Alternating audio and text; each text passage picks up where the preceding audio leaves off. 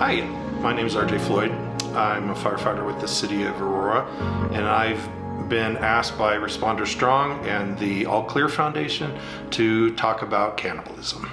Let's have some optimism there, RJ. Optimism. I meant optimism. So, what I found when I talked to other people about optimism is that they seem to think it is more about deception. It's about people taking their lives and self-deluding themselves, that they're not thinking realistically. That's not true. What optimism is optimism is something you have to practice. Optimism is what you are choosing to put in your personal foreground. So you can choose to look at any situation and think negatively of it, or you can choose to turn the coin over and think about something positive about it, no matter what it is. So there's even a quote that I saw recently that optimism is the madness of insisting that all is well when we are miserable.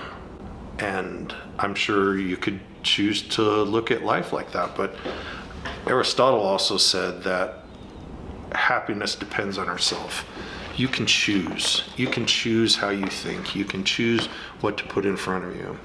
So here's an example that I try to do in my personal life, and I use with my girls.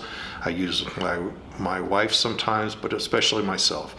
I sometimes, when, say, somebody cuts me off on the road and I can feel my teeth gritting and I'm white knuckling the steering wheel and I am mad, I try very hard to take a breath, and there's a lot of breathing techniques that you can use. You can probably even find them on the same website.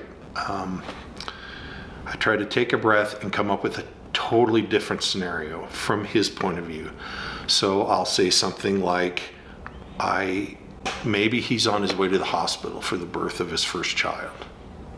I would probably act the same way. You don't always have to assume that he's being a jerk or she's being a jerk. You can flip that totally around, and then by doing that and taking a breath, I can feel myself kind of come down. I get a little more grounded.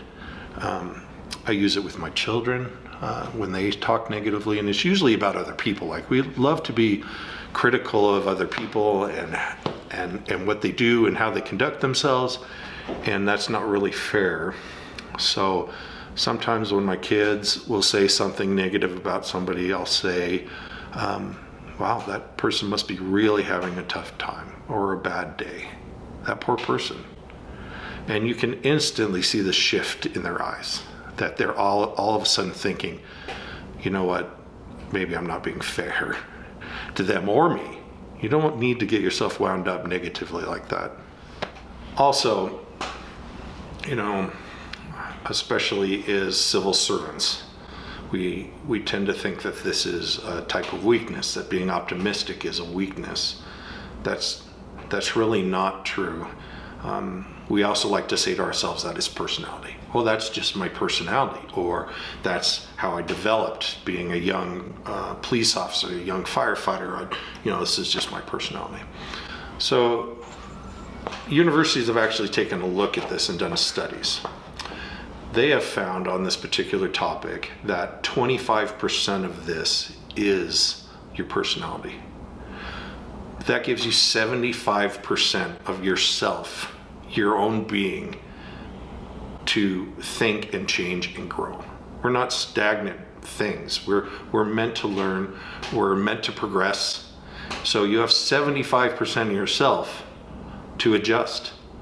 You're not stuck with whatever you think you are. Oh, I'm like my dad. I'm just going to be hard the rest of my life. That's not true, and we know it. We can prove it scientifically. All right, I thought I'd throw one more sciencey fact. People that use optimism or are optimistic tend to be healthier. They tend to live something like 5.4% longer than people that are negative.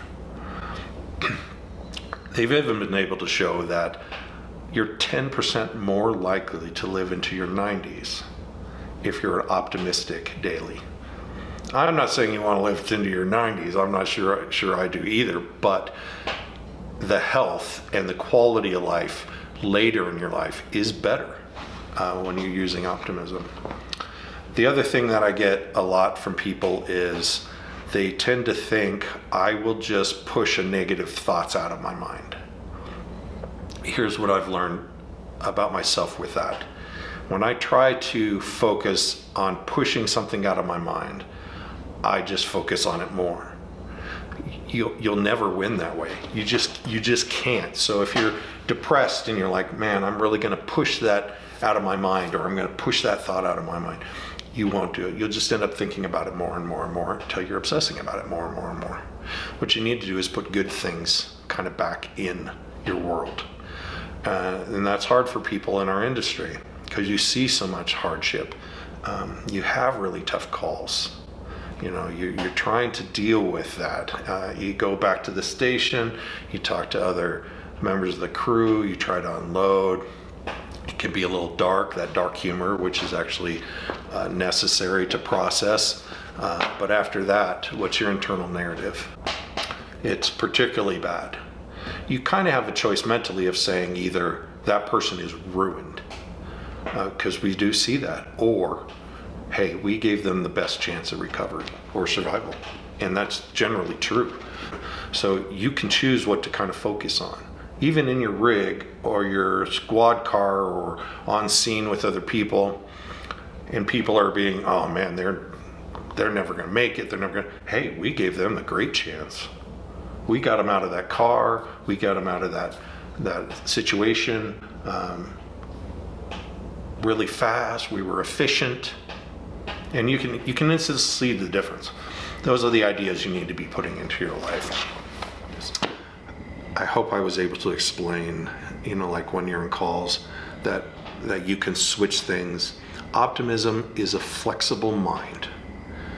You can choose. You can choose where to go. So use your flexible mind. The other thing that I would kind of admonish people to do, if they're struggling on anything, you have depression, you're watching this cast, you're looking at the different videos on the website, and you're down, you're negative, you hate the world, you're sick of people. I get that. I totally get that. I would say that one of the key things you can do to shift that is service to others. So I know you feel like you're doing service all the time anyway. I'm helping people at work, I can't look at another person, but there's a difference. Say you take a moment to shovel the walk of your elderly neighbor that you don't see, and then you look up to see her smiling at you through the window. It's a win-win. You made her life and day better, and you doing something overly positive helps you. It is an absolute win-win. And you reconnect with humanity. We tend to separate ourselves from humanity. This is an opportunity for you to look at people as people, not people are problems. You're going to have to put some of that work in. And that's hard to do. You come home, you want to just sleep, whatever. But try putting little things in there, helping other people, grocery store, somebody drops something, anything you can do. Tell somebody how nice they look. Some of those kind of old-fashioned things that people tend not to do anymore. Hold the door. It can make a big difference in your life. It really, really can.